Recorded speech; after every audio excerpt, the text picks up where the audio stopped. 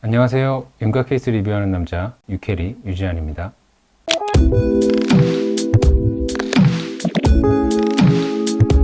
오늘은 광대와 사각턱이 너무너무 신경 쓰인다는 이유로 방문해 주셨던 25세 여자 환자분의 케이스에 대해서 한번 같이 알아보겠습니다. 전반적으로 좀 드릴 말씀은 교근 축소에 관한 말씀을 좀 드리려고 해요. 보시게 되면 광대보다도 사각턱이 오히려 더 넓어 보이는, 아래로 내려올수록 작아지는 게 아니라 아래로 내려오면서 점점 더 커 보이는 정도의 약간 발달된 사각턱을 가지고 계신 환자분이었고요. 좀 전체적으로 갸름해 줬으면 좋겠다라는 이유로 방문을 하셨습니다. CT를 같이 한번 살펴보시면 양쪽 광대가 굉장히 발달이 잘 돼 있는 걸 보실 수 있고 비대칭도 조금 있는 것을 확인하실 수가 있습니다. 그리고 사각턱을 보시게 되면 턱 끝의 길이나 나온 정도는 그렇게 나쁘지 않으신데 사각턱이 바깥쪽으로 좀 많이 펼쳐져 있는 모습을 좀 보실 수 있고, 전에도 한번 말씀드렸지만 똑같은 길이에서도 턱뼈가 안쪽으로 몰려 있으면 정면에서 봤을 때 오히려 좀 작아 보이는 효과가 있고, 바깥쪽으로 펼쳐져 있으면 길이가 그렇게 길지 않아도 얼굴이 많이 넓어 보인다고 한번 말씀을 드렸을 것 같아요. 이 환자분도 전체적으로 넓은 느낌이 있기 때문에 피질 절골을 확실하게 해주는 쪽으로 계획을 같이 하면서 라인이 조금 더 얄쌍하고 부드럽게 나올 수 있도록 핀리스 V라인으로 앞쪽 턱까지 연결해서 진행을 했고요. 광대 같은 경우에도 양쪽 차이를 감안해서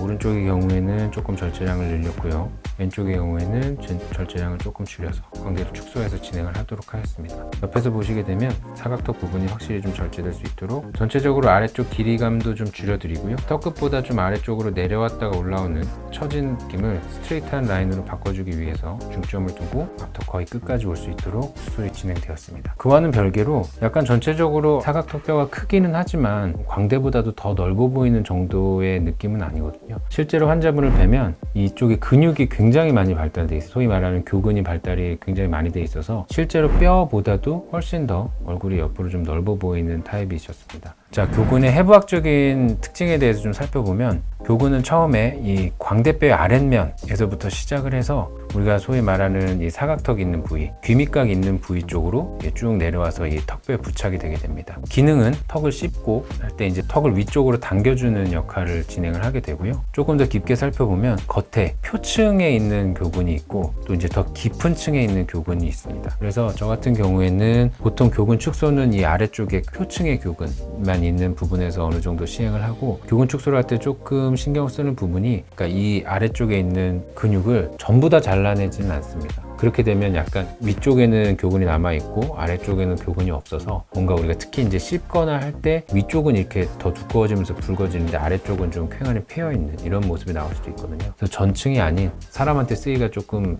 험한 단어일 수 있지만 약 부분적으로 저면에는 그런 식으로 수술이 진행된다고 보시면 되고, 그래서 이 위쪽의 깊은 층의 교근은 가능한 한 건드리지 않고 수술하는 게 좀 중요하다고 생각을 하고 있습니다. 근데 저 같은 경우에는 일반적으로 교근 축소는 그렇게 많이 권해드리는 편은 아니에요. 왜냐하면 사람마다 물론 조금씩 다르지만 뼈가 줄어들게 되면 그 줄어든 뼈에 맞춰서 근육량도 어느 정도 좀 줄어드는 걸로 보고 있습니다. 그래서 뼈 수술만으로도 어느 정도 근육의 감소 효과를 좀 볼 수도 있고, 그리고 그 후에도 보톡스나 이런 걸로 좀 관리를 해드리면 줄어든 교근량을 가지게 되는 경우들이 많고, 교근 축소 같은 경우에는 정말로 양이 많은 경우가 아닌 일반적인 경우에 시행을 하시게 되면 약간은 좀 울퉁불퉁하거나 오히려 교근 부위가 좀 많이 꺼져서 상대적으로 교근의 앞쪽 부분이 더 나와 보이는, 그러니까 보톡스를 좀 강하게 맞았을 때 뭔가 이쪽은 작아진 것 같은데 앞쪽이 좀 늘어져 보이는 경험을 하신 분들이 있으실 거예요. 그러니까 그런 효과가 오히려 나타나는 경우들도 있어서 교근 축소는 조금 조심스럽게 접근을 하고, 정말 심하신 경우가 아니면 저는 잘 권해드리지 않는 편이긴 합니다. 그런데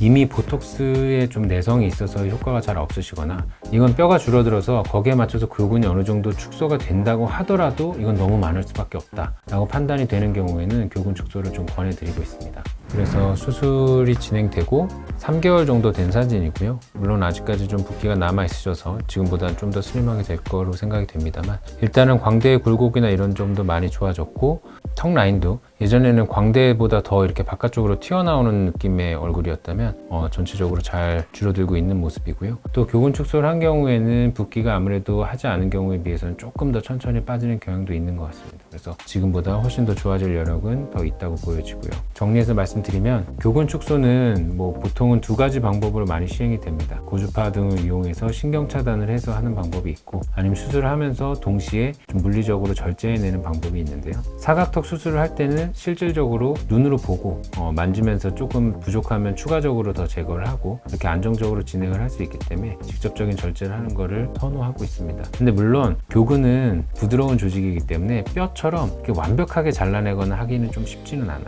뼈를 자를 때보다도 더 신경을 쓰고 조심스럽게 수술이 진행되어야 되는 부분이 있습니다. 그래서 간혹 교근이 굉장히 크신 분들은 사각턱 수술을 하면서 동시에 교근 축소가 진행이 되는 게 필요할 수도 있다라는 점을 좀 감사합니다. 지금까지 유캐리 남편이었습니다.